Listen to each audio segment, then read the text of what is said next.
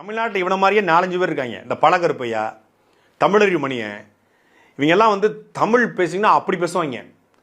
எந்த கட்சிக்கு போனாலும் அந்த கட்சிக்கு ரொம்ப நியாயமாக இருப்பாங்க. ஏற்கனவே நம்ம என்ன பேசியிருக்கோம் அப்படிங்கிறத கண்ட்ரோல் அல்ட் டெலிட் முடிச்சிருவாங்க. அவங்க அழிச்சிட்டு வர்றது. ஆனால் அது சமூக வலைதளம் இருக்கும். நான் அதெல்லாம் பார்க்கறது இல்லைங்க அப்படிங்கிறான். விஜயை பற்றி இப்படி திட்டிருக்கியா, அதை நான் பார்க்கறது இல்லை. நான் அந்தந்த நேரத்துக்கு நான் ரியாக்ட் பண்ணிடுவேன். அப்போ எனக்கு அதாவது இன்னைக்கு மத்தியானம் யார் சோறு வாங்கி தராங்களோ அவங்களுக்கு நான் உண்மையாக இருப்பேன். காலையில் இப்போ ஒருத்தர் சோறு வாங்கி கொடுத்துருப்பாரு, சோமுன்னு ஒருத்தர், அவன் கிடக்கிறான் லூசு பைய. மத்தியானம் ராமுன்னு ஒருத்தர் சோறு கொடுத்தார், அவர் தான் நல்லவர். இரவு காமுன்னு ஒன்று வாங்கி தரு, அப்போ சோமும் ராமும் சரியில்லை, காமும் சரியா இருக்குன்றான்.